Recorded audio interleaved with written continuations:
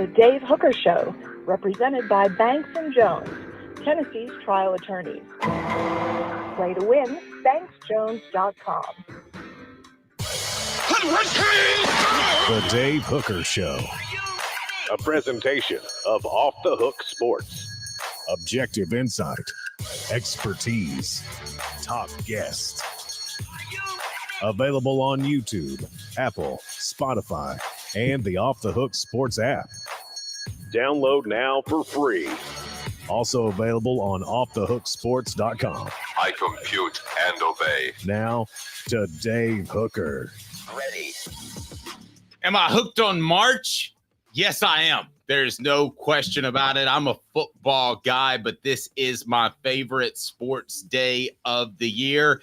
And we want you to take part in our Celebrity Bracket Challenge that includes a former Tennessee punter in David Leverton, that includes Jimmy Hyams, that includes John Adams, that includes incredible celebrities. We couldn't get, is it Ryan Gosling, Ken from Barbie, but we tried.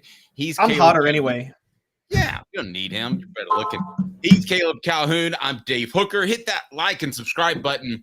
Let's go ahead and get rolling. A big show on tap today. And I'm gonna tease you here for a second, Caleb.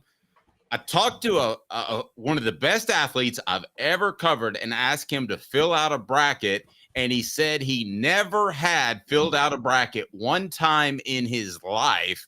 But he said, I did shatter a backboard when I was a sophomore in high school. Who is that? I'll tell you a little bit later in the program. Also on the program today, it's a pretty good tease. It's a former Vol. How crucial is it for Tennessee to beat St. Peter's and get back in rhythm? And I mean, beat them bad. The X factor in the NCAA tournament, despite what I wrote, might be Santiago Vescovi. You know, Tennessee's better on the floor with him than not, even though he certainly doesn't pass the eye test. Rick Barnes says the NCAA tournament bothers him. I love the honesty there, and it's hard not to root for Rick Barnes. You have football opponents that are announced. Is there an Alabama bias? What do you think of Tennessee's draw? John Calipari talks of an expanded NCAA tournament playoff. Surely, to goodness, we're not going to do that.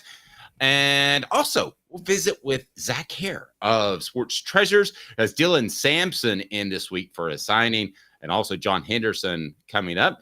And we'll talk March Madness compared to what will be Jam in January, I guess. And that would be the college football playoff. They don't have a moniker yet, but when they do, I think it will be significantly bigger than the college basketball tournament, but it's pretty big right now. Hit that like and subscribe button. I remind you that portions of the program are brought to you by BetUS, 125% bonus on your first 3 deposits.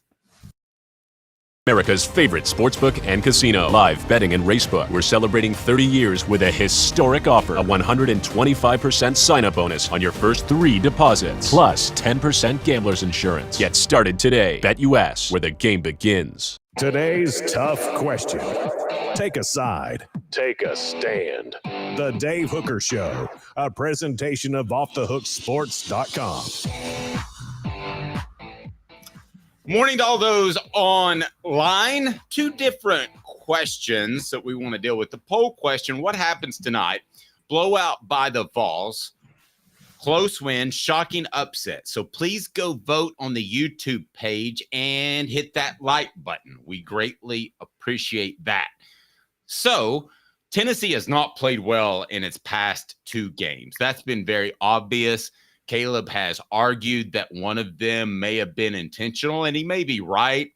Maybe 2, Caleb says. I would disagree on Kentucky. Whatever the reason, you want shots to fall. You want to be smooth and crisp. So how important is it for Tennessee to blow out the Peacocks? Not just beat the Peacocks, but blow out the Peacocks.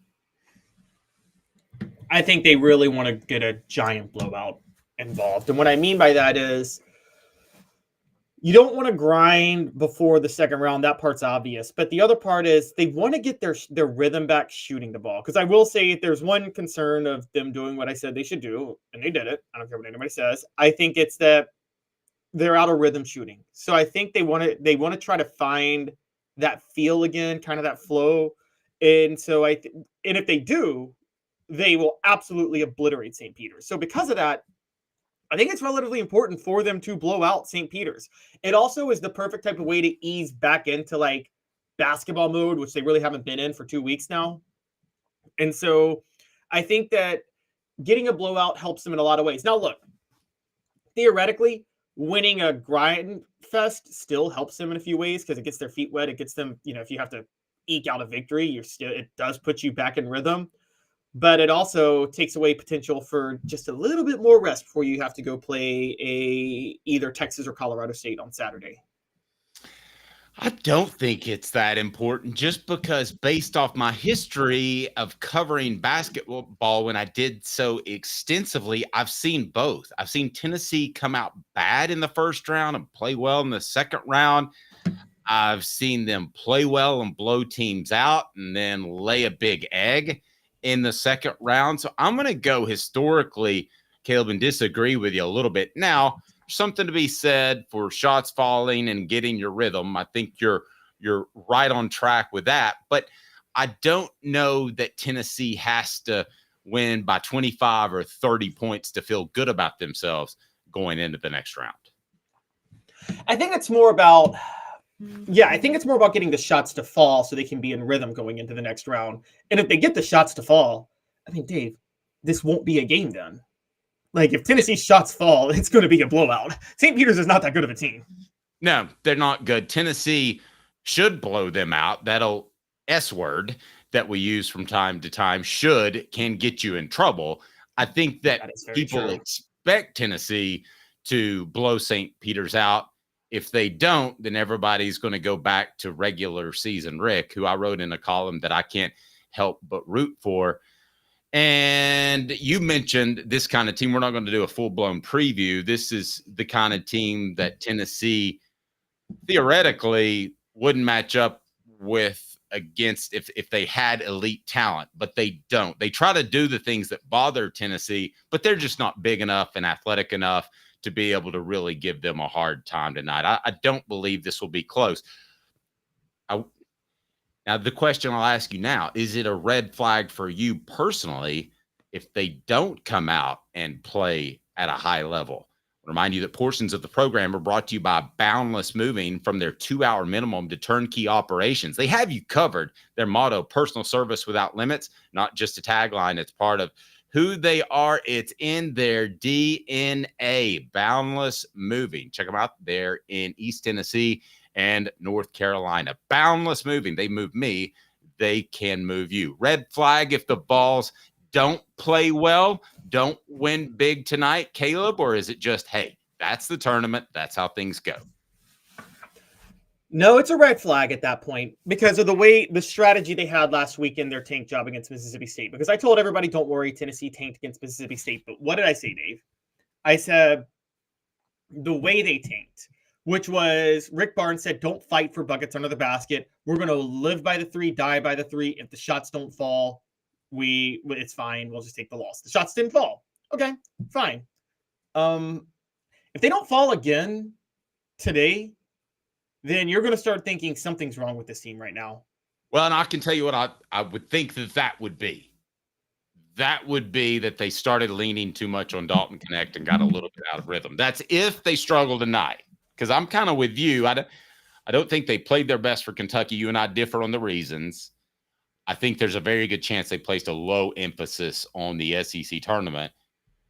But if shots don't start falling tonight and they don't get in rhythm and it's a close game and they get bounced from this tournament, I can already tell you my argument is that they leaned on Dalton Connect a little bit too much and got themselves out of rhythm and got guys out of the rotation and uncomfortable in this new offense. That's going to be my argument at least. But I think Tennessee, who some of you have going to the Final Four, and one of my brackets I do as well. No, I don't fill out 2 brackets. But I think that in order to make that they're going to have to prove that they can hit a lot of shots to make the Final Four. They can't go out there and play like they played like the last 2 games for whatever reason that was. No, they absolutely can't. That's a very good point. They look, on the surface, I think they win this game easily. If you guys ask me, I think that there's a very good chance they cover. Look, St. Peter's is I can't stress this enough. They're not equipped to be good in the NCAA tournament. There are lower seeds that are equipped to be dangerous in the NCAA tournament. St. Peter's isn't one of them. And so I think that Tennessee should handle them fairly easily. And for all of Rick Barnes' tournament flaws, in the first round against these type of teams, he almost always wins.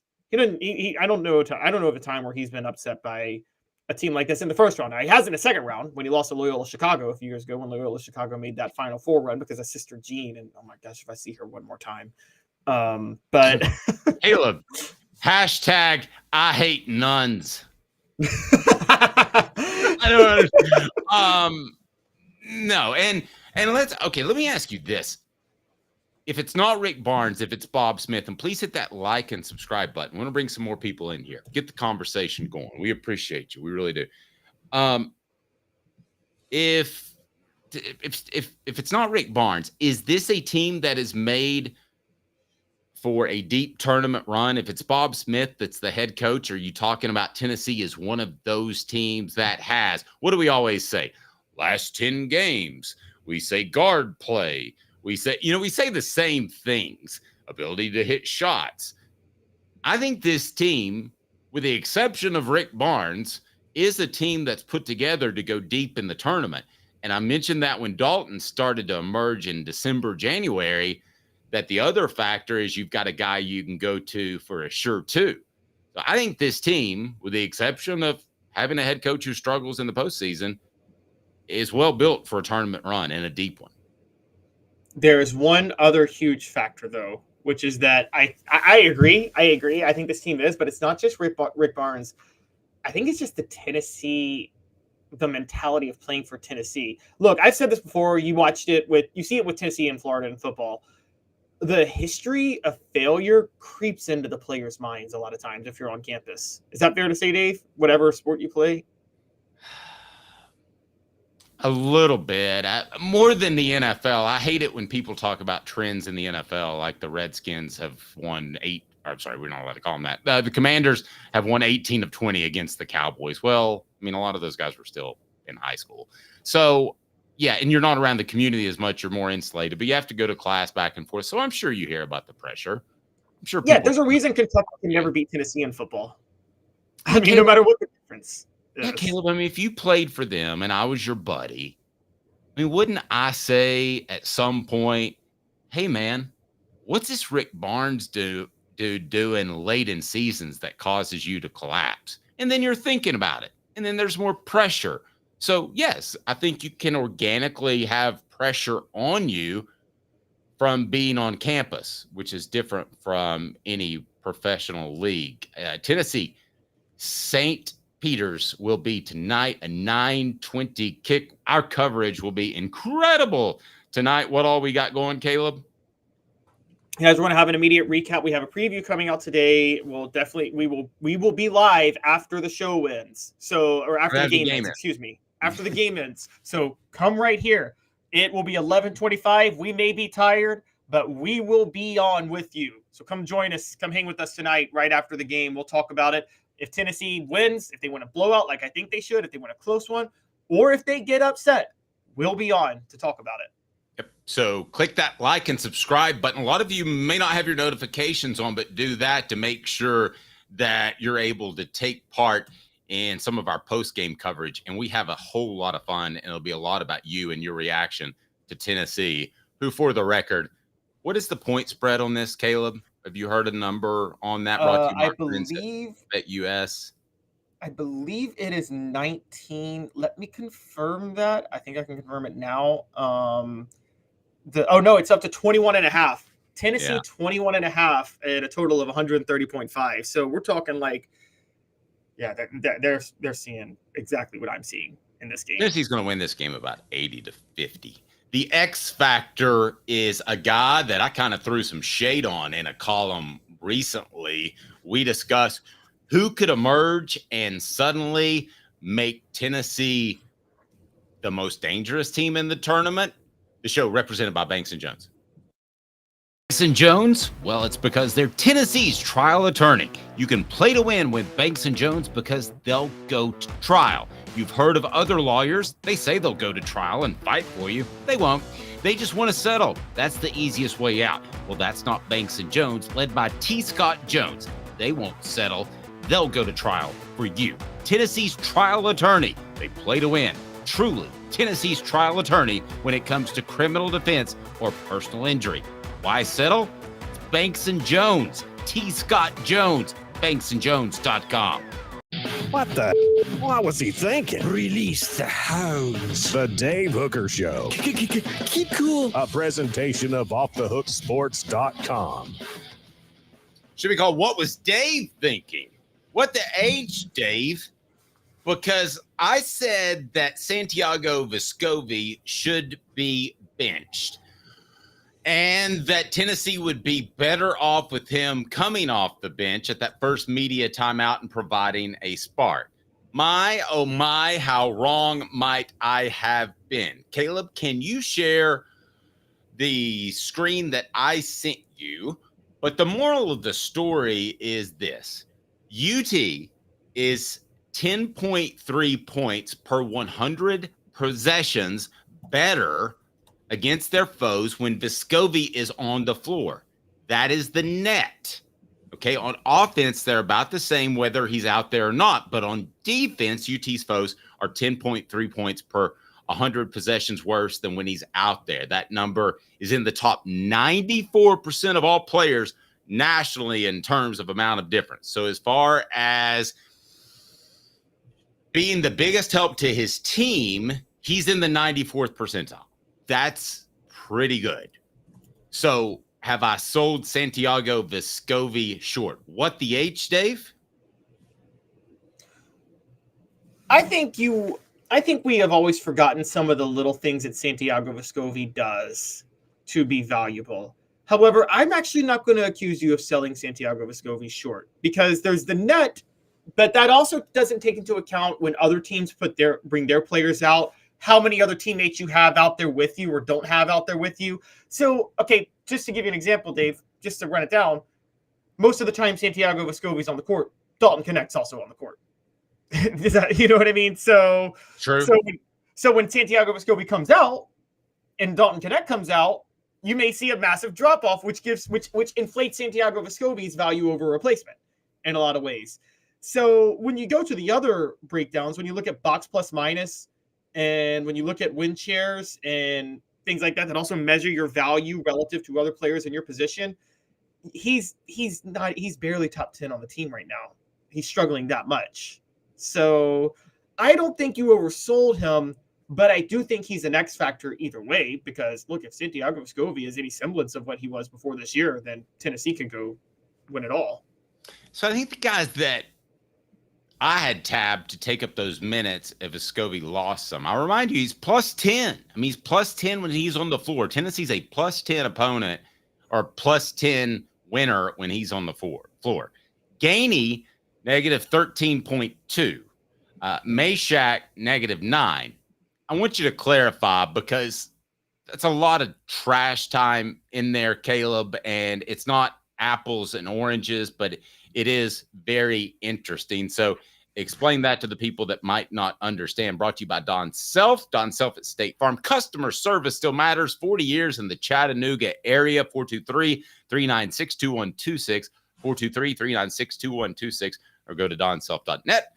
That's donself.net. And if he's not going to be your State Farm provider, and that's the best provider you can have when it's time to make those claims, you'll find you somebody in your area that can. donself.net. So, your thoughts on the Gainey and Meshack numbers? Who's Tennessee's three best players? Let's just say it. Jonas Adu, Zakai Ziegler, and Dalton Connect, right? Are the three best players. Yes. It is funny how it's not even a thought with the season Vescovi has had, we would not have left him out at the beginning of the year, right? I Right, mean, we wouldn't have had Dalton Connect in there either, though. Yes, exactly. So those are the clear-cut 3 best. The way you have to break this down is Meshack and Gainey, how often are they on the court with a combined amount of time of those guys? Does that make sense? Yes. And so it could be Meshack and Gainey are in there at a time when all 3 of them are on the bench, and they're in there during that time more than anybody else with Tennessee. So they actually have to deal with less help while they're out on the court because they're coming off the bench while Adu and Connect and Zakai are getting rest. And I think that's why they have the minuses.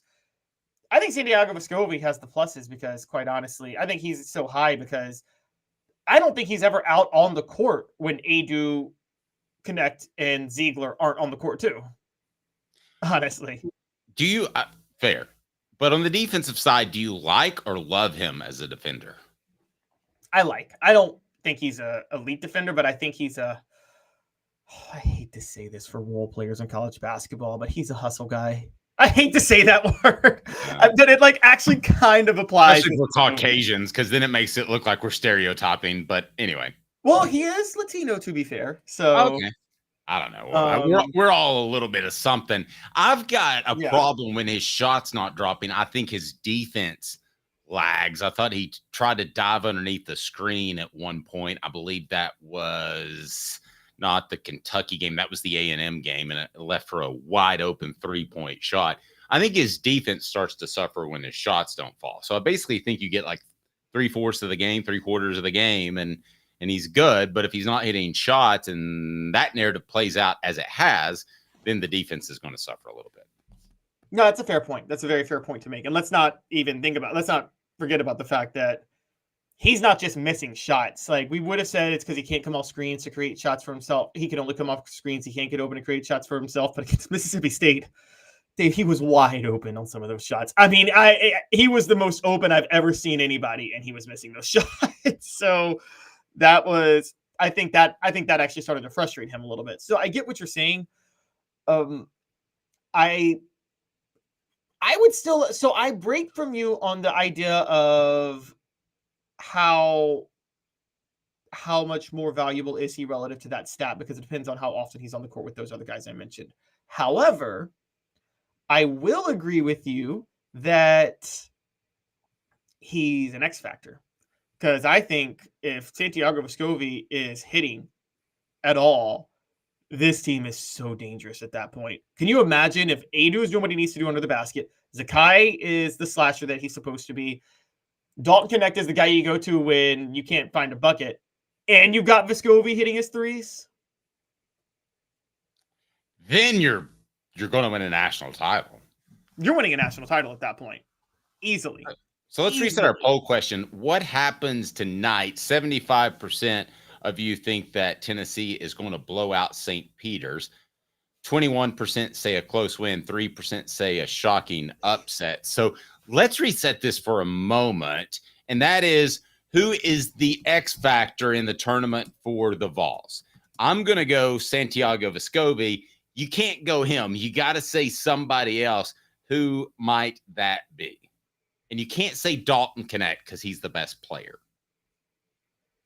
I mean, the other one is Josiah Jordan-James. Oh, no. But the honest one, for the whole tournament, it's just not tonight because he's not going to be tested. For the tournament, it's Adu. I've said all year this team goes as Jonas Adu goes. So you think he's more of a... See, I think you kind of know what you're going to get from him for the most part. How would you describe his consistency throughout the year? I'm not as concerned about him.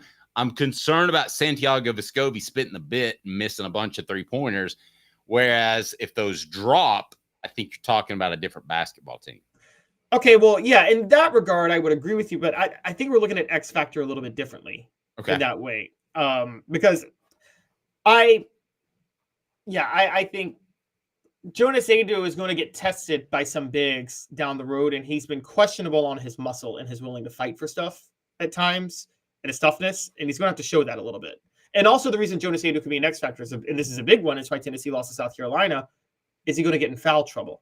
Are they going to play a game where those officials, and you know this, guys, this is March. This is what they do. It's the most, y'all can say it's the most exciting sport, like spectacle in sports. It's also the biggest gimmick in sports. It's a bigger gimmick than WWE, if you really ask me. And part of that gimmick is wildly inconsistent officiating. Is that fair to say? Yes. It's the worst in any sport that we'll talk about, officiating for college basketball, and it's not even close. Don't sleep on Ziegler. So that leads us to the reset poll question. We want you to vote on who is the X factor for the Vols in the NCAA tournament.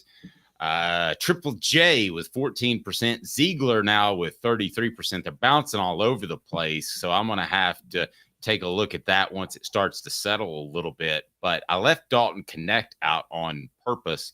Describe the perfect game for Tennessee tonight, because here's how I'm going to paint the picture. Is Tennessee's up by about 30.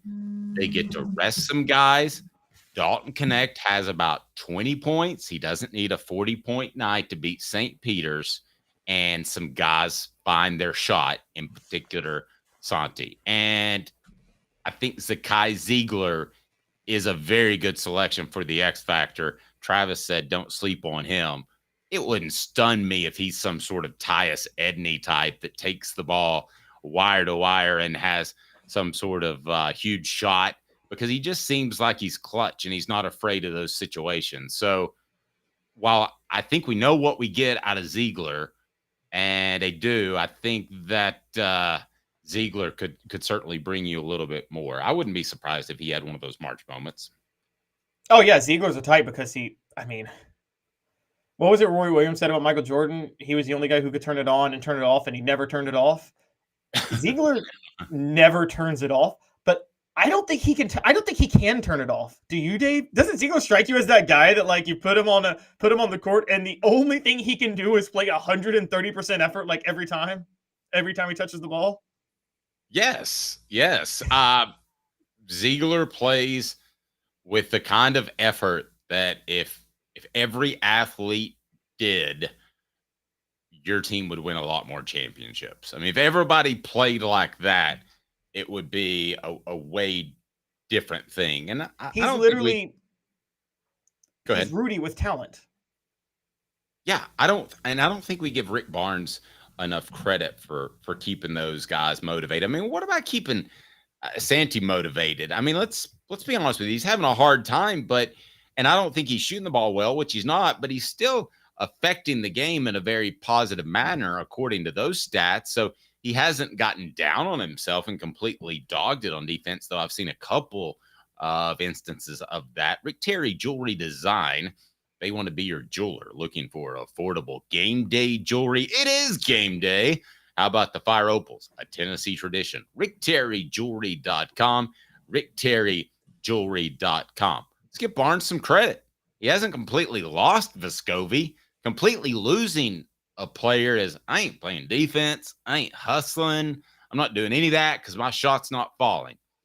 There was a guy that was like that not too long ago, who was one of the most talented basketball players I ever covered. Thought he would get down when his shot wasn't falling, and Tennessee would have been a much better basketball team when Vincent Yarbrough played for them if he didn't have that tendency to slip all around just because he wasn't able to score. Yeah, you're right. That's a very crucial aspect of basketball, is when your shots aren't falling. You got to find other ways to be effective. And also, when you find those other ways, it gets you back in rhythm for your shots to fall. Do you remember when people would say he's a good defender because he has so many steals? No, he's dropping back in passing lanes because he doesn't want to hustle and play on ball at times when he would get frustrated. I mean, he's standing in the middle of the court. It's kind of hard not to get hit in the head by a basketball at some point. It's so funny you say that, because Allen Iverson admitted that one time, because I think he led the NBA in steals the year he won MVP. And AI said, I wasn't that good of a defender. I just played the passing lanes. He openly said, I was too small to actually defend on ball. So the only thing I could do was play passing lanes. But he got away with it because Dikembe Mutombo was underneath the basket. So you can play passing lanes when that's happening. I do laugh when people look at steals. Steals percentage is actually what's important, and block percentage is what's important, because that shows how much you're contesting shots. which, by the way, that's why I go back and look at the Mississippi State game. Tennessee's block percentage was a third of its lowest block percentage all year, proving they weren't contesting shots against Mississippi State at all. So getting back to the point of this, I think Vescovi has the right coach that can get him out of this at the right time, even though it's March and there's that whole February, March. If there's anybody that could help Vescovi get out of this, it's Rick Barnes. Would you not agree with that? I don't think anybody can get him out of this. I mean, I don't think he's going to suddenly become a great shooter, but I think Tennessee can win a national championship with what they've got with him. Candace says if Santee is giving you 0 on offense and Meshack is a better defender than Santee, Meshack should get the bulk of the minutes. I completely would agree with you on that, if not for the numbers that I shared earlier. Again, per 100 possessions, Santee is 10 points to the positive. Gainey and Meshack are about 10 points to the negative. Again, I know trash time. I know that you're in there with the starters or not. I get that. But a 20-point swing is a pretty significant number, Caleb. Yes, but like I said, Vescovi's always in there when Adu, Dalton Connect, and Sakai Ziegler are in there. And yes. Meshack and Gainey are in there when a lot of those guys are out. So that's, I think, what changes that to a significant degree. I think Meshack is good on the bench for this reason. This is going to be weird to say. It's kind of what you talk about with bringing Vescovi to the bench. Meshack brings that spark off the bench. He's that guy you bring into the game that, like, gets everybody going. You know what I mean? That, like, everybody loves to watch, that, like, really gets you hyped. Like, Meshack is that guy. You need that guy coming off the bench, don't you? When you're putting Dalton Connect down there. Still floating out there, the former Tennessee football player who has never filled out a bracket but was such a great athlete, he shattered a backboard as a sophomore. Would you like to guess who is a football player? Gave you a little hint. Care to guess? Shattered a backboard as a sophomore in college or high school? College. Soon to be a very big friend of the program. I'll keep it rolling. John Henderson? I'll keep it rolling. All right, let's keep going on that. Who is the X factor for the Vols in the tournament? Adu now 38% of the vote. Everybody's settling. Triple J 25%. Ziegler 21%. Vescovi 17%. Part of the reason I like Rick Barnes is because he's incredibly honest. He was asked about his tournament failures, and he gave us a pretty darn good answer. A lot of guys would skip over it. How much does it bother him? He said so on Ball Calls. The quotes are pretty phenomenal. Now in its 45th year, the second and third generations continue Joe Newbert's commitment. His vision of what this business needed to be, we still try to live up to that. Joe Newbert Collision Center.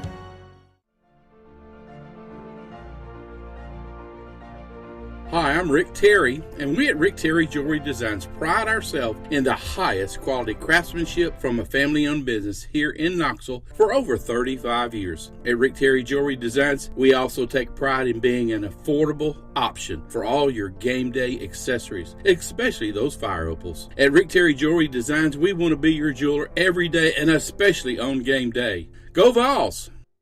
Hi, Mike Davis here with City Heating and Air, reminding you to always dare to compare. Our team provides quality local heating and air service, installation, and maintenance across East Tennessee. We use only the best equipment like American Standard heating and air conditioning for your residential, new construction, or commercial needs. Honesty, dependability, and customer satisfaction have been the cornerstones of our business since 1961. City Heat and Air. Dare to compare. We believe every day is a good day to be thirsty. With free samples on draft and lots of flavors to choose from, Tennessee Cider Company prepares a hard cider that's easy to enjoy. Some say it's the signature cider of the South. Others say it's the cure to your craving. They all say you'll savor every sip. The area of Gatlinburg has so much to offer, and so does Tennessee Cider Company. Add us to your list for shopping and fun experiences. You'll be glad you made the trip. Find our cidery in the Mountain Mall on the Gatlinburg Parkway. Sip smart. Sip the good stuff. Sip Tennessee Cider Company. Thirsty yet? Doors open at 10 a.m. Jacob Warren asking you to like, subscribe, and share. Dave needs this. The Dave Hooker Show, represented by Banks & Jones, Tennessee's trial attorneys. Play to win, banksjones.com. You're listening to The Dave Hooker Show, a presentation of OffTheHookSports.com. The internet is full of pictures of each and every one of you. Available on YouTube, Apple, Spotify, and the Off the Hook Sports app. Download now for free. Is there nothing you people can't do? Also available on OffTheHookSports.com. Candace says, Dave, is that overall or the last 10 games? Talking about that plus 10, minus 10 with Vescovi and then Meshack and Gainey respectively. That's overall. Now, if you took the last 10, maybe it would be different. That would be interesting to see that. Do you think that would affect it greatly if you took the last 10 games? Well, I mean, obviously, if you took the last 2, it would. But I got to say, going through the last 10, we're kind of forgetting Vescovi's had some valuable moments in the last 10 games, I want to say. Now, he hasn't scored double. I think he scored double figures only once in that last 10. But to be fair, I mean, he had some decent moments from against Texas A&M. He was 2 of 5 from 3. Crucially, at Alabama, he was 3 of 7 from the field and 1 of 2 from, or I believe, it was 2 of 5 from 3. Let's be honest, Tennessee, it was only 8 points, but they're not beating Alabama without him. That was exactly the type of game they needed from him. They need Vescovi to score 8 to 10 points and hit 2 threes a game. That's what they need him to do. Yep. Can't argue with that. Do you may give another hint? So you're not allowed to answer anymore, but I'm going to give this hint for the first person that can figure out what former Tennessee football player that I'm talking about will win a prize. How about that? I'll take care of you with one of those NCAA t-shirts. All I've told you now is he's a former Tennessee football player, broke the backboard as a sophomore in high school, and has never, ever, ever, ever in his life filled out a bracket. At some point, it's just like, that's me. That's what I'm going to do. So I couldn't talk him into doing it, but he will join us on the program. So we certainly look. But you said you were going to give another hint. You're not going to give another hint? Another hint. How about this? Did not win a championship. How about this? Jeez, that's anybody who played for Tennessee from 99 on. Well, yeah, but I think that helps you because that takes away a lot of the guys I know, right? That I got to know through the book. So it takes a whole lot of people. Like, would it surprise you if Deion Grant or Fred White or anybody shattered a backboard and hadn't filled out? Surprise me if a defensive back shattered a backboard. Fred White may kill me for saying it, but I don't think Fred White's capable of shattering a blackboard. Ooh, this is a skill position player, Caleb. Oh, that's a big hint. That's a big hint. First person to mention it, we've got Darwin Walker, Hendon Hooker, Elijah Simmons, Cooper Mays. It's not Cooper. Those are skill position players, guys. By the way, Coop saying he could play defensive tackle on the latest Vol report, brought to you by City Heating and Air Conditioning. Could he play defensive tackle at the SEC in the SEC? He'd be a poor man's Aaron Donald. That's what he'd be. He'd be quick.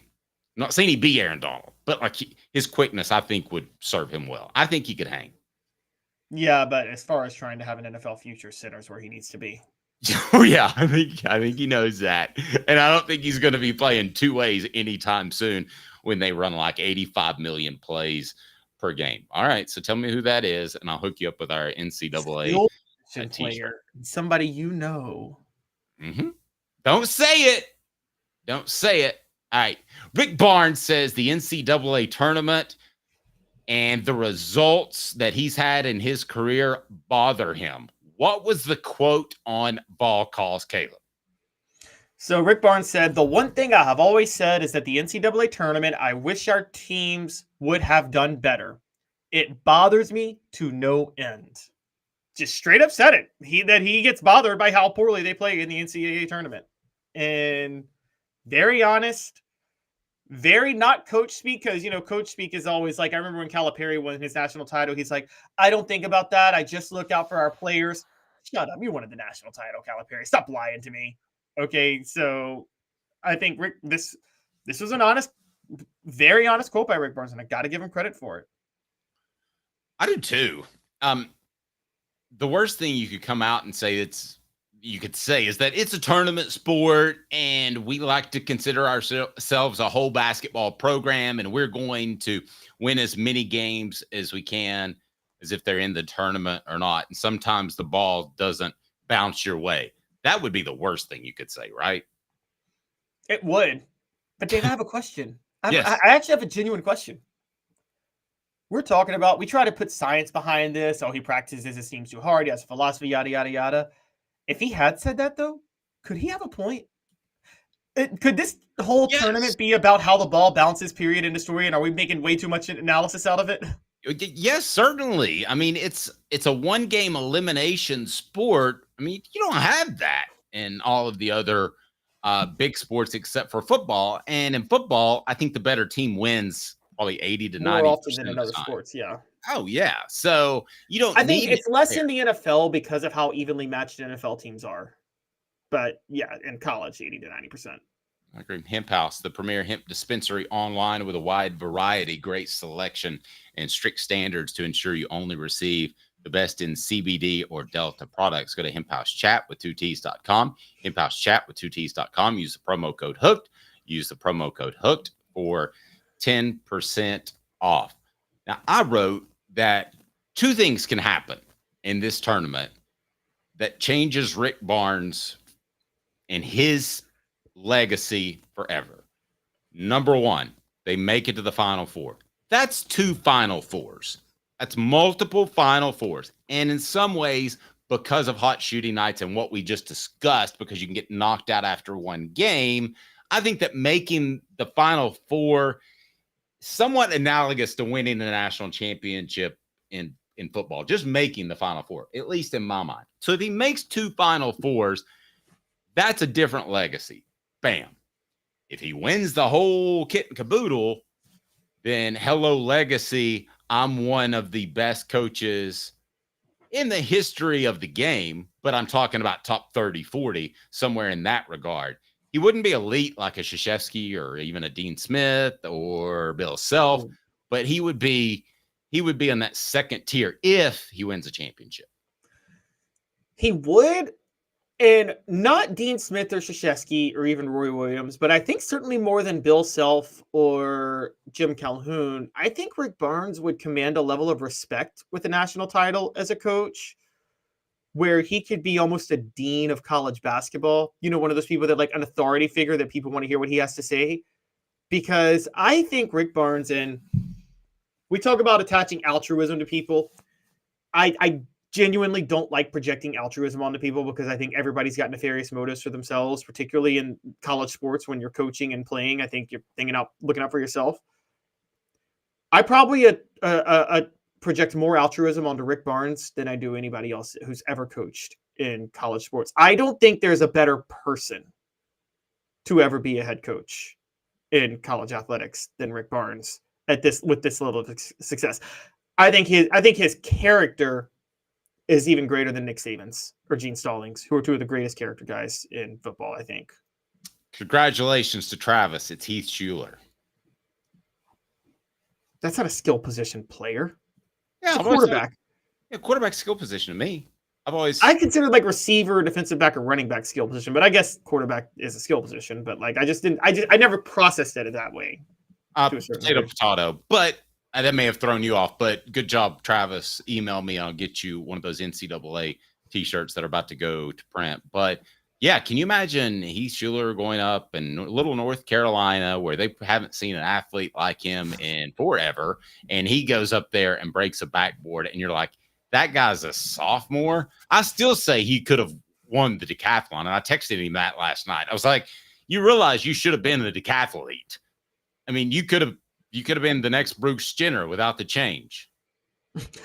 Well, and by the way, for those asking, because this segment will be cut, we were asking who was the only Tennessee player he's never filled out he played football, never filled out a bracket, and broke a backboard in high school as a sophomore.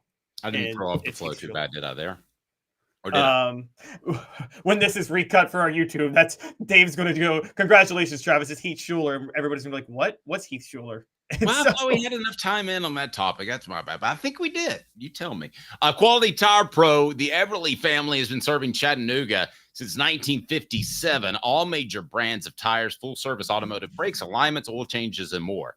All you got to do is say, hey, Bo, and they would certainly appreciate hearing from you. Also, we thank Ray Varner Ford. They're in Clinton, local selection that you can trust, innovation that you can afford. And so now that Caleb's done being mad at me because he has to do a little bit more editing, and I think when he sees the actual time, I think we're going to be good because we try to provide a little synopsis, a little snips here that you can listen on the go. So be sure and hit those notifications and get those on, and hit the like and subscribe button so you know when they are going up. All right, we're going to pull up a little bit of football because I don't know why the SEC dropped this right before the NCAA basketball tournament, but they did. So we have schedule news, and we'll jump into that right now. It's 4 Downs, brought to you by Dynasty Pools and Spas.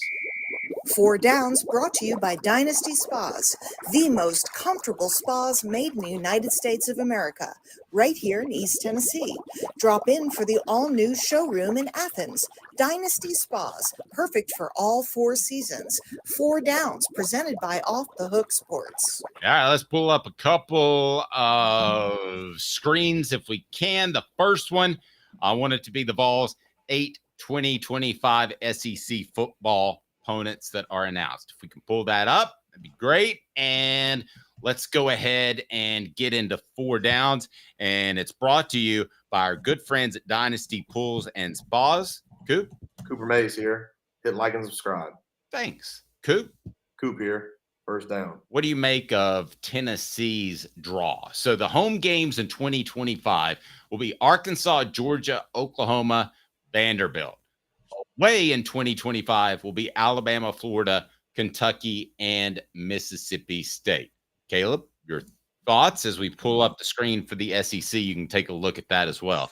But first, Tennessee is, I think, treated pretty fairly here. You?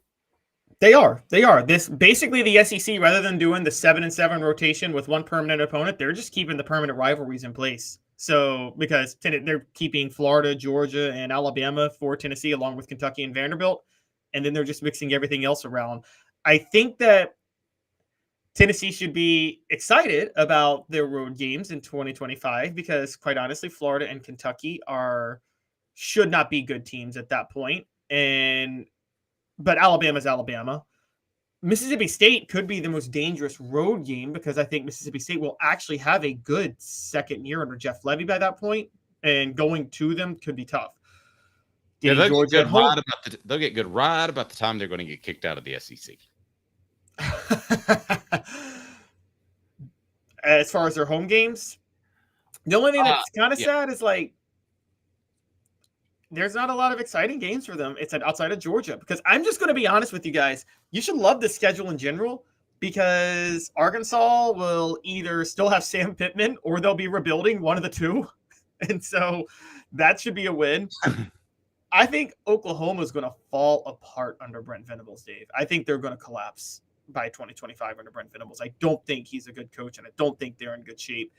And Vanderbilt, I don't care how good Clark Lee is. I don't think you can make Vanderbilt competitive. So the only games you have to worry about are Georgia, Alabama, Florida, and Mississippi State, I think are the four toughest. And 3 of those, to be fair, are on the road, which is a bit of a problem for Tennessee.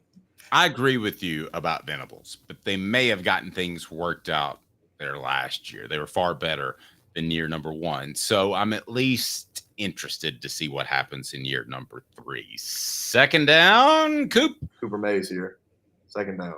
So what did Alabama draw? Because we've long said that there's been an Alabama bias, and I'm not sure that's been the case. Very debatable. But if you're going to be biased towards somebody, it should be the ones that keep winning national championships.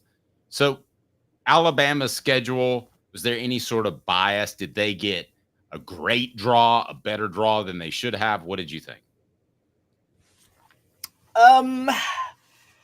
Alabama has to visit Auburn, and they have to visit Georgia, and they have to play LSU, and they have to play Tennessee. Those are going to be the 4 best teams in the SEC outside of Alabama if they do anything on under Kalen DeBoer, which I'm not sure of. Those will be the 4 best in 2025. Does it not feel like when that Saban announcement was made that it went from Alabama, one of the best programs of all time, to everybody see if they can kick a guy while he's down? Because they're kicking that Alabama football program. It seems like, I know they got Caden Proctor back, or at least I've been told they're supposed to. I don't know if that's broken yet, but it just seems like everything that could go against Alabama is going against Alabama. And I'm sure that our listeners really, really hate that. Oh, they absolutely despise it. But they also have to visit Missouri, and we know Eli Drinkwitz stands on business. And stands on business, Josh. But it still makes you laugh. It does. It was so great. Okay, I actually think, no, here's what's happening, David. I'm looking at the SEC schedule, and I don't think this is kicking Alabama when they're down. Greg Sankey got lazy. We thought they were going to do a 7-7 with one permanent opponent. He decided, the opponents that they played in 2024, we'll just flip them and have them play them on the road in 2025. We're not going to change much up. And so Alabama already had a brutal 2024 draw. Why did they get a brutal 2024 draw? Remember, Greg Sankey wanted to get revenge on Nick Saban for nuking the 9-game SEC schedule, because he wants the 9-game SEC schedule. And I agree, because there's no way you can adequately crown a champion when you're not playing half the teams in your conference and you don't have divisions. You realize how different the schedules are going to be in this?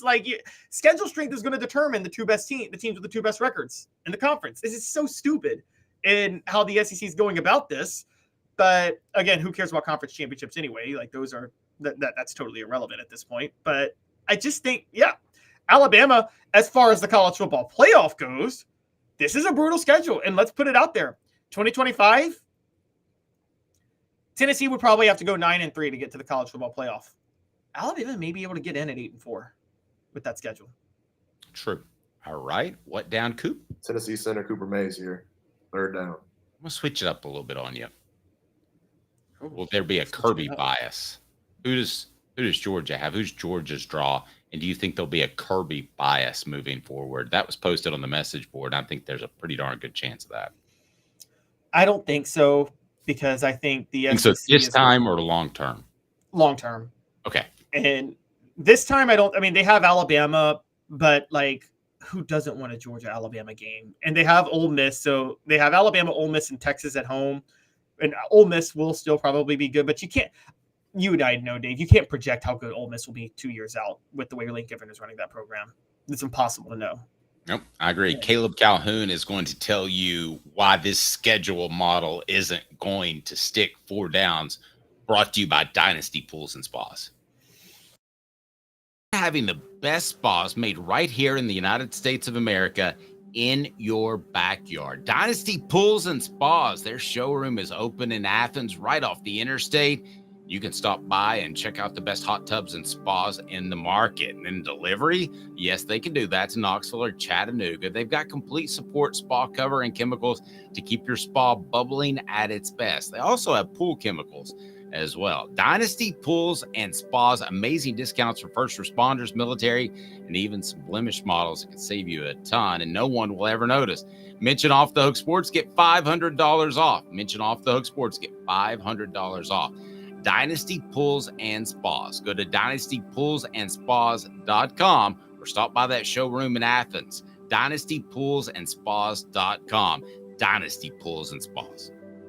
So Caleb, very sure that this schedule format will not stick. So why are we using it now, and why are you sure that it won't stick?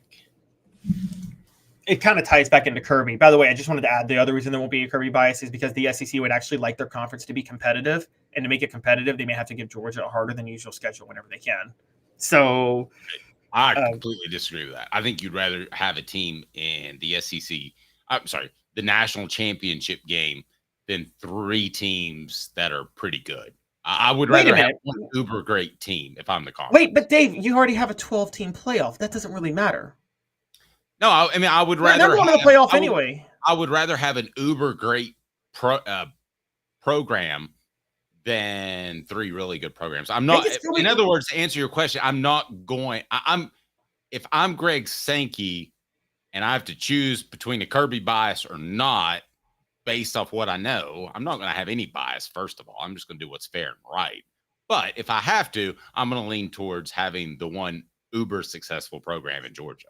But how would giving them a hard SEC regular season schedule like limit their chances to be uber successful in the playoff and go to the national championship game? So you get in it anyway. No, I see your point. That makes a lot of sense. Yeah. So you don't have to go undefeated. That makes a lot of sense. I do think though the SEC will from time to time in 5 years we're going to look back and we're going to say they really looked out for Georgia here and there, like they did Alabama. I think that's the wise business decision. I mean, it's not. It's not the wise business decision because Georgia's going to the playoff. It's not going to have any impact on them playing for a national title. It's just going to they just want to make the league more competitive. Let me ask you this. Who do I think is the most valuable voice alongside me on this program? I think it's you. So that's why you're on way more than anybody else. And we have guys on I love. I'm a cool host of the show, but yeah, sure. I know. I mean, this is not an apt comparison. No, it's not. But I just want to give you a compliment. How about that? Okay, well, no, they want the conference play to be more competitive in the regular season because they know, and because it's not going to hurt their chances of having a team in the national title game. Now, the reason this isn't going to stick, though, I will tell you why there still could be a Kirby bias and where it will come. The Nick Saban Rehabilitation Coaching Clinic is officially defunct. It is officially no longer existent. And it's not going to crop up elsewhere at Georgia or somewhere else. No, but if anybody's going to have a rehabilitation clinic now, it's Kirby Smart. If a coach needs a job, Kirby Smart's the first person they're looking to now, right? Like they need Kirby. If what you talked about last year, the SEC spring meetings where the coaches were like, they all went along with Nick Saban because they're like, in case I get fired from my job, I might need a job and I need Nick Saban to hire me.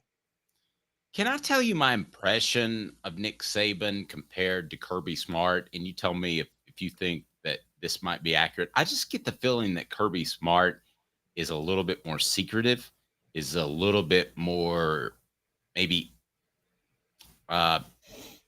insecure about having people in his program that could end up somewhere else. So I don't see the Nick Saban rehabilitation program ever happening again. I thought that was a really unique circumstance. I don't think that Kirby Smart is going to call up Butch Jones and say, hey, I would like for you to be a part of the program. What do you say? Well, it's not the reason I think about this. I don't think it's just yes, Nick Saban rehabilitation program is on its own, but I think in any conference, there are the best coaches you want to kiss up to because Kirby Smart will be in Georgia 5 years from now, right? You don't know, but okay, if you have to guess, Kirby Smart's going to be in Georgia 5 years from now, right? Yes. You may assume if LSU wins a national title, then I think Brian Kelly will be at LSU 5 years from now. And so what you're doing is you're looking at places where coaches are still. That's a big if, by the way. I mean, you and I both like him, but we have to at least accept the fact that there is a dodo bird factor in there. I mean, you had the Heisman Trophy winner, and you weren't great last year. A dodo won it. 2 dodos have won national championships at LSU already. I agree. I know. Go ahead. So all I'm saying is, I think a lot of this is you kiss up to the coaches who are going to be around for a long time because you know that you get in their good graces. You can think down the road that connection will be valuable. Just like in anything, like in journalism, you try to keep references with the most high profile people you can, right? Because you know they could be the ones most likely to hire you down the road or in a position to. So I still think Kirby Smart will have that type of credibility. Now, here's why this won't stick. The SEC spring meetings. Those are at the end of May, right? The ones in Destin, the coaches' meetings? Yes, and we will have them covered for you. With Nick Saban out of the way, I'm telling you guys right now, the SEC is going to go to 9 games. They're going to make a change at the end of May, and the schedule won't stick. And the reason the SEC is going to go to 9 games is because while Nick Saban didn't like his draw, Georgia's draw is going to be Auburn and Florida and probably Kentucky. Dave, if you're Georgia, you want that draw of your 3 permanent opponents, right? Yes. Like, that's not a bad draw at all. No, I'm completely good with that. And the other school will be probably LSU. LSU's draws will be Mississippi State, Ole Miss, and Arkansas. Yeah, LSU and Kirby Smart, Brian Kelly and Kirby Smart have the most pull. I think they want the 9-game schedule because they want those draws. Couldn't argue that. Take part in Hooker's Corner and also Hooked on March that you can enter to win a fantastic group of prize packs from all of our many sponsors. And I'll give you some more info on what all you can win. But go ahead and fill out that bracket now. And it's a celebrity challenge. We've got David Leverton in there. We've got Jimmy Himes. We've got John Adams. We got a little Josh Ward action. So it's a celebrity challenge that you can take part in. It is totally free, but we would love you to join Hooker's Corner for $9.98. You get more recruiting content. You also have an opportunity to win weekly prizes and then a monthly grand prize thanks to our friends at Sports Treasures. And this month, check it out. It's right behind me. It is, boom, this right here, an autographed mini helmet. Brew McCoy autographed this. It's fantastic. And I want to give a little bit of a hint as far as the prize pack for the NCAA tournament bracket. You might see one of these as I'm holding a TriStar hat in front of my head, an orange one that looks fantastic, and more and more and more. So good stuff. We got you taken care of. Somebody asking me, why did we get off basketball? I understand we're getting right back to it, but the schedule was certainly worth discussing. So let's talk some more Tennessee basketball as John Calipari, may not like him, brings up an incredible point. Also, how will March Madness compare to a college football playoff in 5 years? Will it just pale in comparison? Will it still be as big as it was? We'll discuss. But first, the NCAA tournament expanding. We may go back to what the age for that. I just don't understand that. Stay tuned. Caleb Calhoun, Dave Hooker, Off the Hook Sports. Sports Treasures in North Knoxville is one of the South's largest sports cards and memorabilia dealers, featuring over 10 million sports cards from vintage to modern. Sports Treasures carries a full line of hobby boxes, singles, autographed memorabilia, Tennessee Vol collectibles, fan cave decorations, and so much more. See a museum full of collectibles at Sports Treasures, 4819 North Broadway in Fountain City, and Sports Treasures on Facebook. Sports Treasures, where the real sports fan goes to shop. Have you seen the latest TriStar Hats Co. product? TriStar Hats Co.? What's that? You know, those really cool hats, shirts, tumblers, and even license plates with 3 stars like the official Tennessee flag and stripes like the American flag. Pretty patriotic if you ask me. Ah, gotcha. Seen those. Those are cool. Where can I get them? Simple. TriStarHatsCo.com. And if you order now, there's 10% on any order $50 or more. Plus, use the promo code HOOKED. With the promo code HOOKED, you get 10% off. That's hooked. And don't forget free shipping with any order over $50. Stock up at TriStarHatsCo.com. That's TriStarHatsCo.com. There are plenty of wannabes out there, so make sure you go to TriStarHatsCo.com for the best quality and customer service. Will do, and I'll be sure to use the promo code HOOKED. That's hooked when I do, to save an additional 10% off. TriStarHatsCo.com. TriStar Hats Co. is a trademark of TriStar Hats Co. LLC. Any use without express written consent is prohibited. Now in its 45th year, the second and third generations continue Joe Newbert's commitment. His vision of what this business needed to be, we still try to live up to that. If we wouldn't put our family in it, we're not going to put their family in it. If you're going to say that you're doing the best work in Knoxville, now saying it's one thing, producing it and providing it's another. The largest family-owned collision center in Knoxville is Joe Newbert Collision Center. They're like, that is total bullshit. Is it? Here we go. Wrong button there. Peyton just jumps out of nowhere. Wow, Peyton, calm down. The Dave Hooker Show, represented by Banks & Jones, Tennessee's trial attorneys. Play to win, banksjones.com.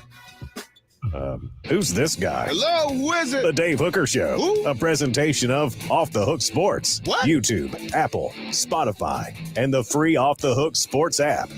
Back to Dave Hooker. Schedule didn't get many people excited. You can vote on our YouTube page. Tennessee's 2025 schedule draw is perfect, fine, or horrible.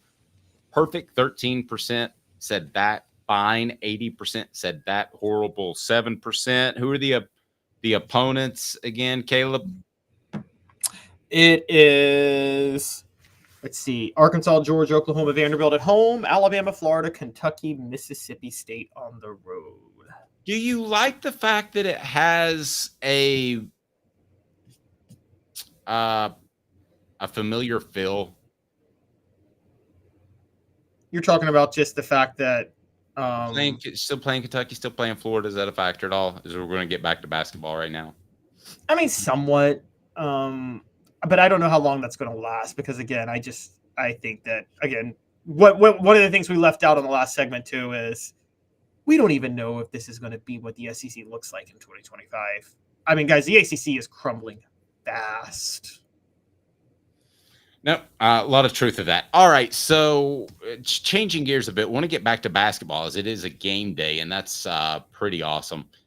Let's go with this. And John Calipari absolutely slammed talk of expanding the NCAA tournament. There's been talk of as many as 90 teams could make the tournament.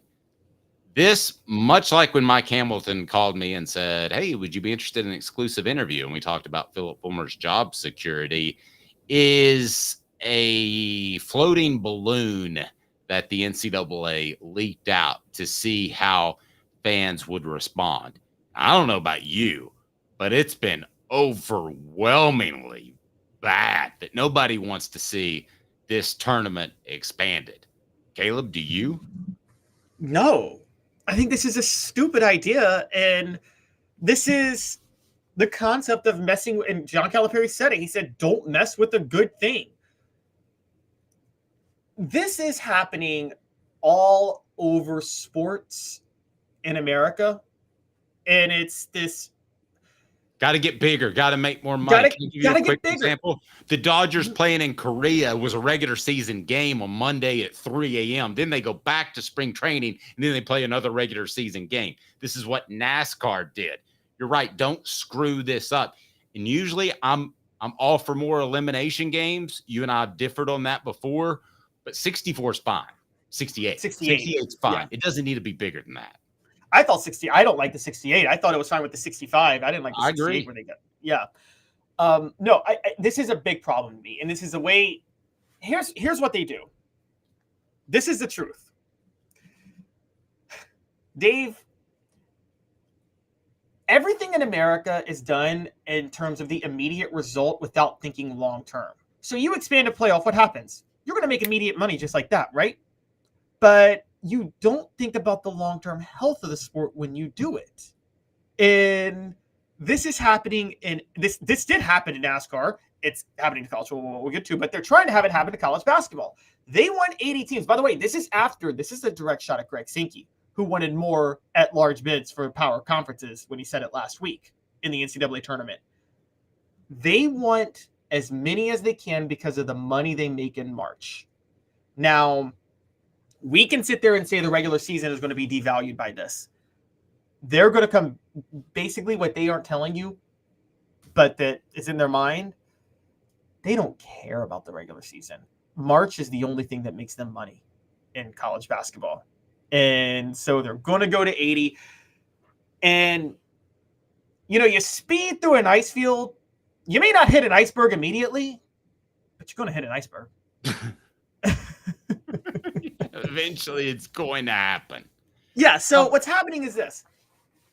They're in a rush to expand it. Oh, it's going to be great. It's going to be awesome. More teams, excitement, yay! And then eventually, though, you are going to lose fans long term because you go to Tennessee, you go to a big school.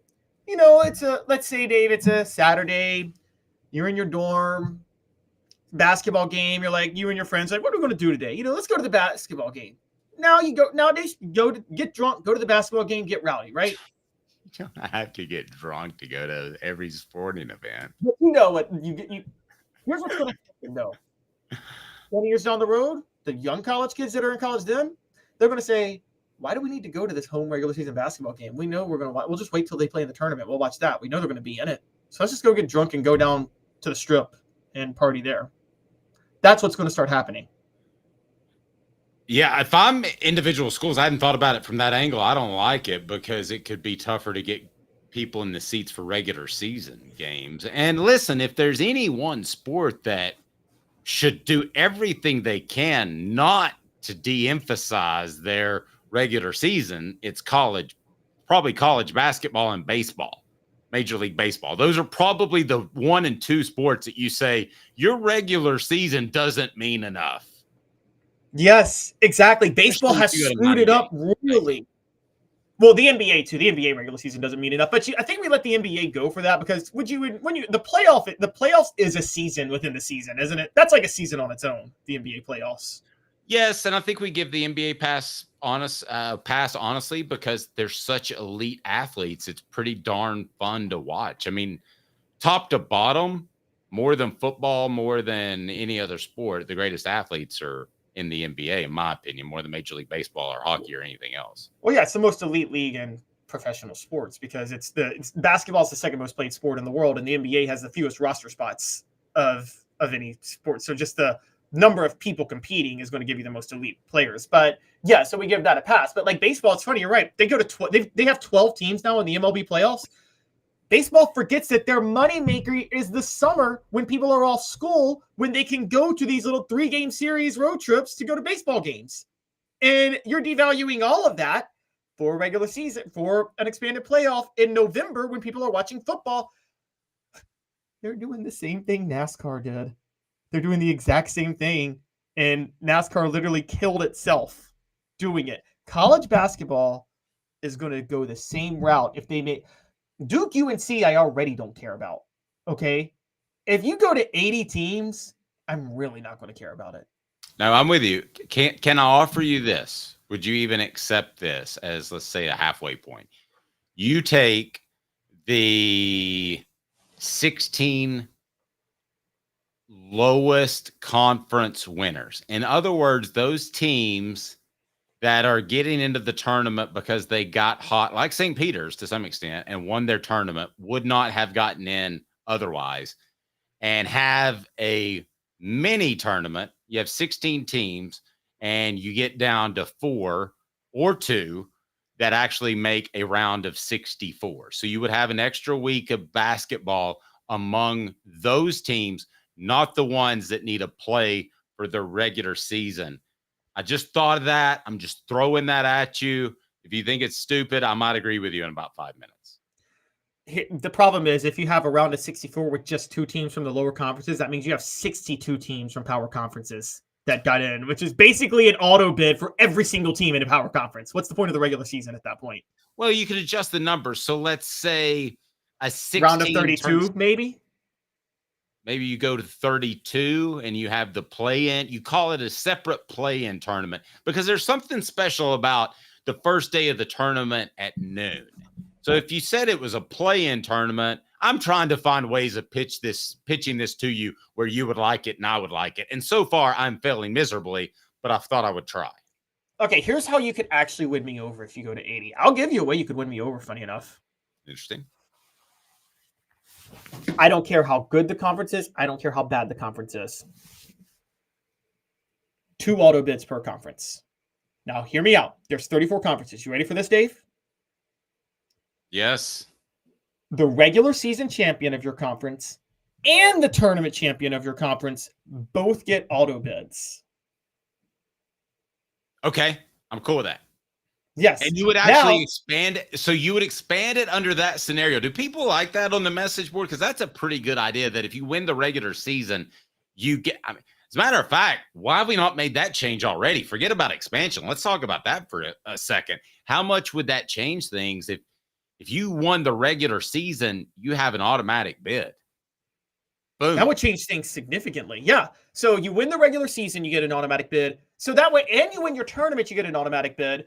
So every conference has 2 teams in. Now, if you win both the regular season and here's the thing. The numbers would change every year because there would be teams that win both, right?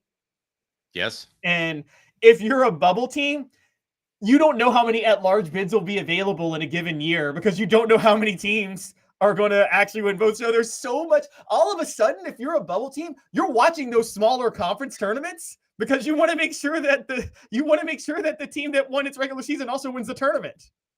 Great comment on the message board. 90 teams, double or triple elimination. That just kind of accentuates how silly this whole concept is, right? Yes, because eventually, too, and here's the other big point. I just talked about load management in the SEC tournament, which Rick Barnes clearly did. You go to 80 teams or 96 teams and you realize the tournament is now 7 games. You have to win 7 instead of 6. Dave, load management becomes much more important in the regular season in basketball then, right? Because you really got to rest your players for tournament time or else you're not winning it. Absolutely. I've got zero argument with that, even though I know it pains some to agree with John Calipari. That is certainly the case. The program represented by Banks & Jones, Tennessee's trial attorneys. Play to win, banksandjones.com. Why Banks & Jones? Other lawyers say they'll go to trial. They won't. They'll settle and settle for less. Banks & Jones is ready to go to trial for you. Truly Tennessee's trial attorney. Don't even think twice whether it's personal injury or it may be a criminal matter. banksandjones.com. banksandjones.com. Now, Tennessee in the NCAA tournament against St. Peter's. It'll be a 9:20 tip. Well, I would hate to lay around all day and wait for a 9:20 tip, which is going to end up being a 9:40 tip by the time the first game pushes it back. That just absolutely seems miserable to me. I'm always a guy who wants to wake up, attack the day, and let's go, which my wife's not a big fan of. But we're in March Madness. We're up and running. It's about to be jamming January at some point with a college football playoff that I believe is going to dominate the sports world with the exception of the NFL. So in 5 years, what kind of conversation are we having when we're comparing March Madness and the college football playoff that I've coined jamming January? That's getting workshopped and needs some work. But what do you make of the two? Well, first off, you do know the first 2 rounds of the playoff will be in December. Yeah, I know, but I couldn't think of a good alliteration of December. Jamming is a basketball phrase anyway. So I know, it's just lame. I'm sorry, Dave. You know I love you. I just had to troll you on that. If you don't, hey, shooters shoot and shooters miss. Michael Jordan missed a lot of shots. We don't talk about them. And since it's a college football playoff, quarterbacks will shoot their shot with very big throws like Joe Milton. Okay, I'll tell you what. Let's reset it so you'll like me again. Stay on business, Josh. All right. January Josh. That's what he's going to be known for in the future. Will March Madness be overshadowed by a college football playoff? No, and I'll tell you why. First of all, to prove to you guys that March Madness is a gimmick. What do you mean by gimmick? I got to stop you there. What do you mean by gimmick? It's designed for all these upsets in the first week to make everybody think it's such an exciting spectacle, ignoring the fact that it's ruined the regular season of college basketball and ignoring this big fact. Underdogs don't win championships. Guys, no. Sorry to burst your bubble, no pun intended, with your bracket. I'm just going to get this stat out. Since 1997, everybody's like, college football has no parity and college basketball has all the parity in the world. College basketball has 13 different teams have won national titles in college basketball since 97. 15 in college football. Yeah, that's right. Because you may get your exciting little upsets on Thursday and Friday and Saturday and Sunday, but only 4 or 5 teams are capable of winning 6 games in a row. Is that fair to say, Dave, in March Madness? I would say 8 to 10, but yeah, we're in the same ballpark. Yeah, you don't get so by the time the Sweet 16 comes, it evens out and the better teams are playing. Now, college football is going to be similar with the playoff in this way. It's actually fewer. I think only 4 teams a year are capable of winning 4 games to win a championship. Is that fair to say? There will only be 4 capable of doing it. Maybe even 3 or 2. By the way, Tom Hart of the SEC Network just entered our celebrity challenge. So we're glad to have Tom Hart on. What was the question again? I think. All right. I think John Wilkerson is in with the Vol Network as well. When we say only 8 to 10 teams can win 6 games, even if you can get a couple of upsets, I think in a playoff for football, a college football playoff, where you have to win 4 to win it all, I think only 2 or 3 are capable of doing it.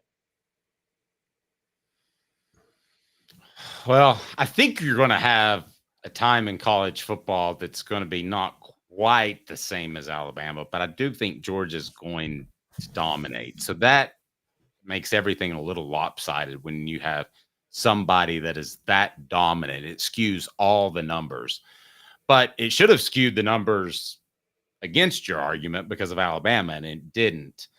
Yeah, it's going to be worse. The college football playoff created less randomness in college football than the bowl system, because the bowl system had a little bit of luck involved.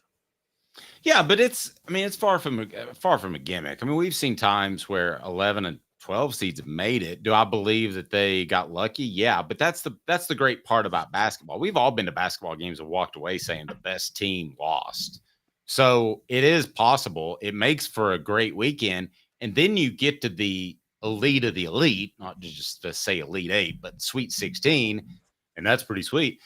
And then you see if those guys can hang, which to me is great drama. I really take issue with the term gimmick. I mean, to me, you didn't let me. Okay, go ahead. Yeah, because I got to finish how this is going to happen with college football. Okay. You're going to get it where, okay, so just let's first, I got to start with this statement. Huh? Just not a gimmick. Go ahead. You agree with me, though, that you're never going to have more than 3 teams in the college football playoff actually capable of winning 4 games to win it all. I think that there's some years where you're going to go into it saying Georgia's got to blow it. So, yeah, I mean, the law of averages, let's say this. If Georgia is the only team I think can win it entering the playoffs, and the next year there's 5, and the next year there's 7, and the next year there's Georgia again, next year there's 2. By the end of a 10-year run, I think that we'll look back and we'll say, on average, there are 2 or 3 teams entering the playoffs that can realistically win it. I will give you that. Okay, so less parity than even March Madness, which has 8 to 10, because we agreed it's 8 to 10 teams. But more importantly, and this is the big point, you're not going to get your fun little upsets in college football playoffs like you get in March Madness, because that doesn't happen in college football. What happens in college football when 11th seeded Wright State plays 3 seed LSU, okay, you get a 75-0 blowout. So you're not going to get your Thursday, Friday, Saturday, Sunday bracket buster upsets. Yay! No, you're going to get. No, but I don't need that. No, but this is the. Hold on.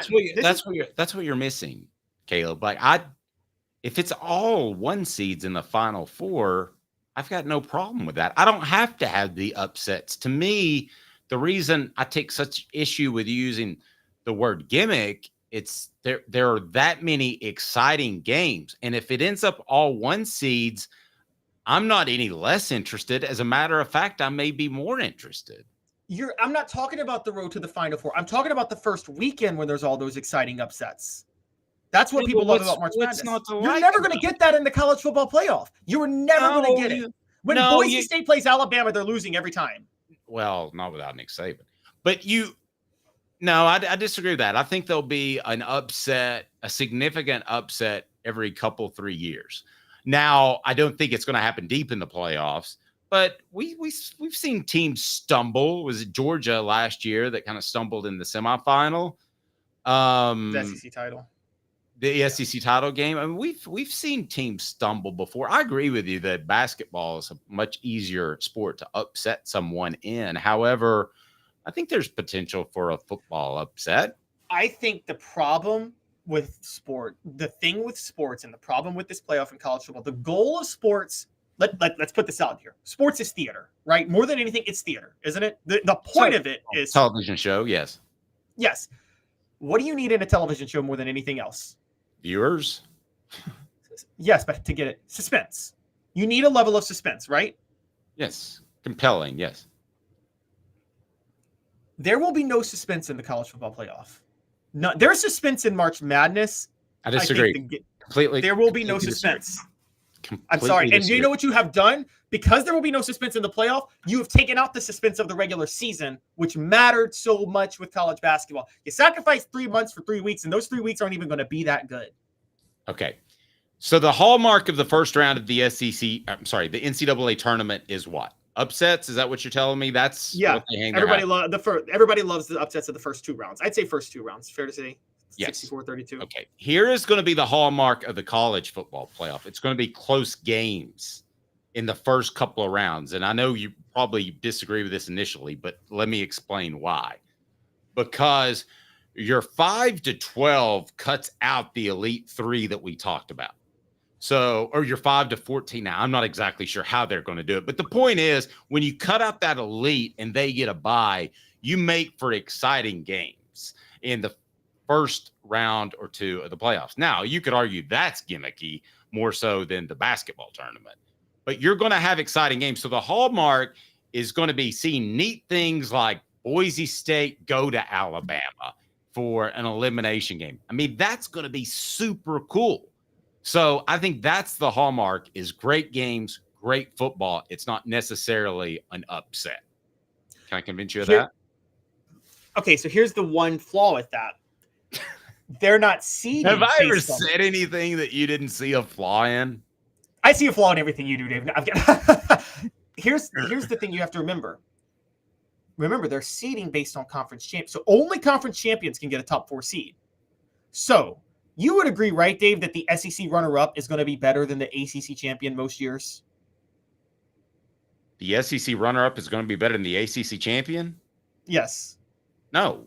Why would I agree with that? Yes, they will. Yes, they will. The SEC runner-up. Wait. Are we talking football?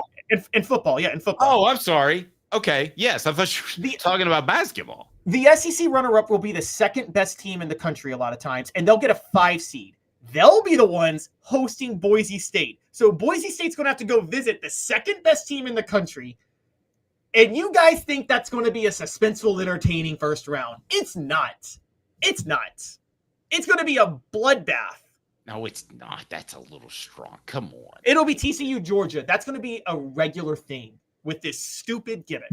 Yeah, I call it that. I mean, that's all going to be a regular thing. I mean, blowouts are a regular thing. And I mentioned this to you. Regular in college football. I don't think it's going to be that regular after what I've seen the past couple of years. I really don't. City Heating and Air Conditioning, 50 years in East Tennessee. Integrity matters. Don't trust a fly-by-night HVAC company to tell you that you need a new unit that could cost you thousands or more. cityheatandair.com. cityheatandair.com. I also want to remind people for just a moment that you need to get down to Dynasty Pools and Spas in Athens. Why? Because you can walk into that showroom, take a look at their fantastic selection of spas, and they've got blemish models or discounts for military, and they will make sure that you pay the best price possible for one of the best spas that are made right here in East Tennessee. DynastyPoolsAndSpas.com.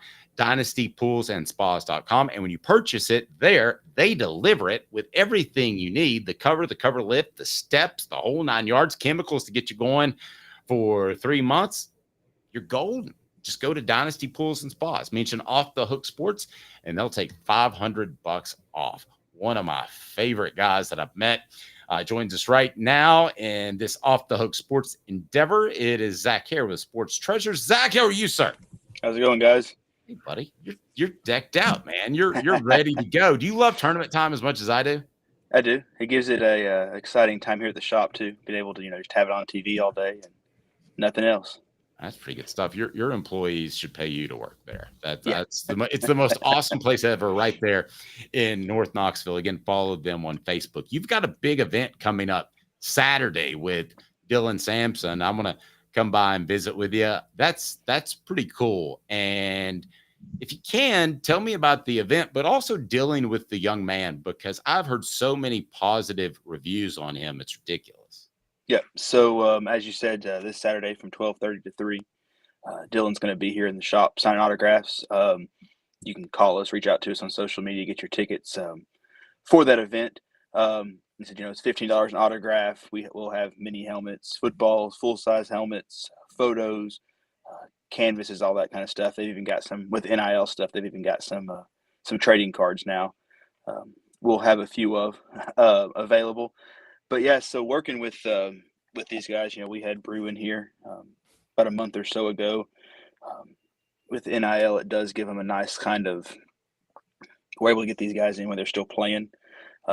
They're great to work with. They're all pretty accommodating. Especially to get the guys in here that really enjoy their fans.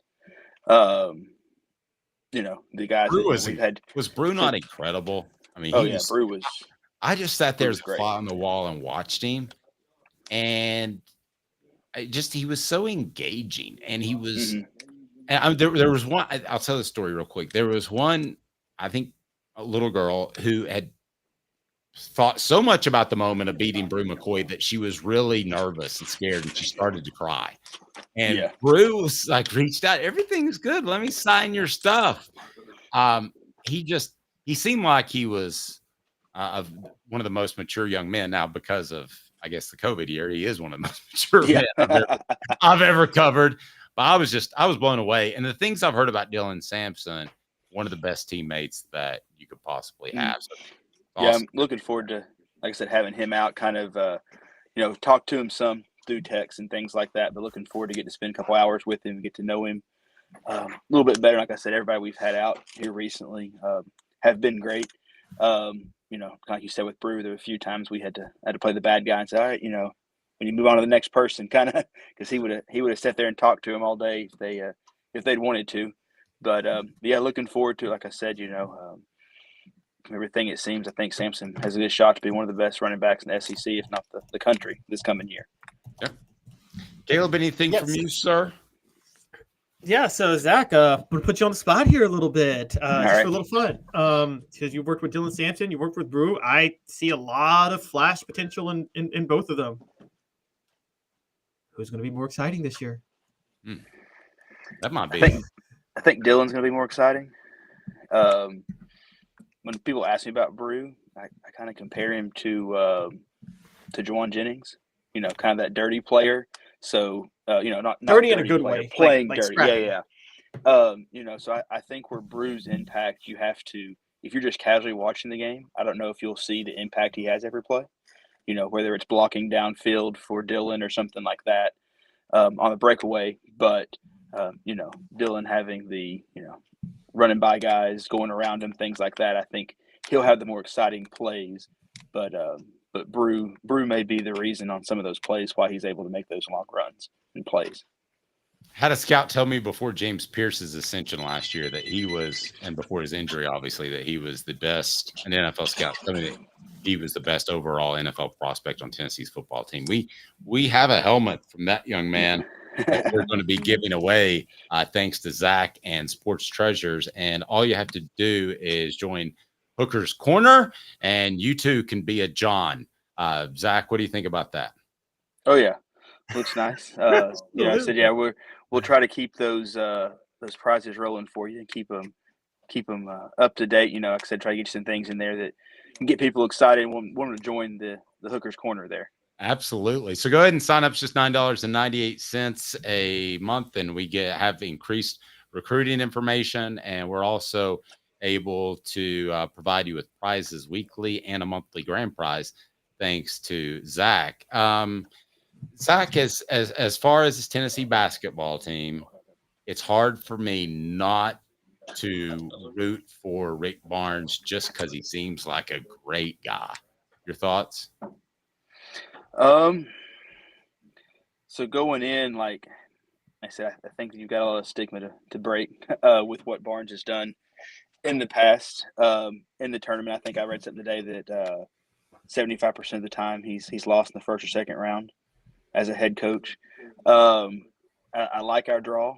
From what I've read, I think I'll have to be pulling for Texas in their game tonight. I don't think I want to play Colorado State, but if we can get through them, I like our matchups, and so if you want to be the best, you got to beat the best. So we might as well have to go through Purdue and all that to get there, but they have the parts. Got a couple of brackets. I've got us in the Final Four and a couple of brackets, and so. Let me ask you this. Dalton Connect, in terms of what you do, because you've got autographed memorabilia from Dalton Connect, is the hottest Tennessee basketball player in terms of autographed memorabilia since blank? Hendon, probably. Oh, I'm just basketball. Just basketball. Sorry. Probably since Grant Admiral, probably Grant Williams. Interesting. All right. Hey, good stuff. Hey, tell you what, Zach, again, tell people where you are in North Knoxville, and again, remind people of the event on Saturday. Yep. So we're 4819 North Broadway. Been at this location 18 years, been in Fountain City. It'll be 35 years this summer. So looking forward to having Dylan out Saturday. Events from 12:30 to 3. Autographs are $15 a piece. You can call the shop. It's 865-688-2273. Old school at 688 card for the old touch tone phone people there. Nice. Or they can reach out to us on Facebook, Sports Treasures, or Instagram, Sports Treasures TN. Send us a message. We can get you squared away, get you signed up for Saturday, and get out here and meet Dylan. And like I said, hopefully get you an autograph from one of the top running backs in the country, and start getting ready for football season, especially with spring practice rolling. Yeah, now you got John Henderson coming in too for an autograph signing. Tell us about that. Yeah, we do. April the 27th, John Henderson will be here when he comes in to get put in the Tennessee Sport Hall of Fame.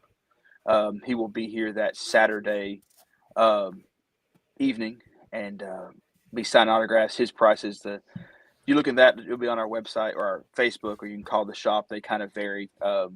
Working with these retired guys a little bit different than the current guys, so they dictate a little more. So he's not just the straight flat pricing, but he is to get John back in here. He hadn't been around in a while. I know Big John's a Tennessee fan favorite. Looking forward to that one as well. I'm sure if we get closer, Dave, I'll get you some more information and let everybody know more about it when he gets here. But we're looking forward to having him out in April as well. So do you have anybody ready to slap him like before the Jacksonville Jaguar games?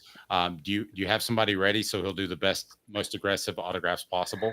I've had a couple of people ask if they were allowed to slap him, and I said yes, but I was not responsible for anything, and not to come back and haunt the shop if he slapped him a little too hard. I think if he asked me to slap him and said I really want you to, I don't think I could do it because I would be so afraid that he would just beat the tarnation out of me.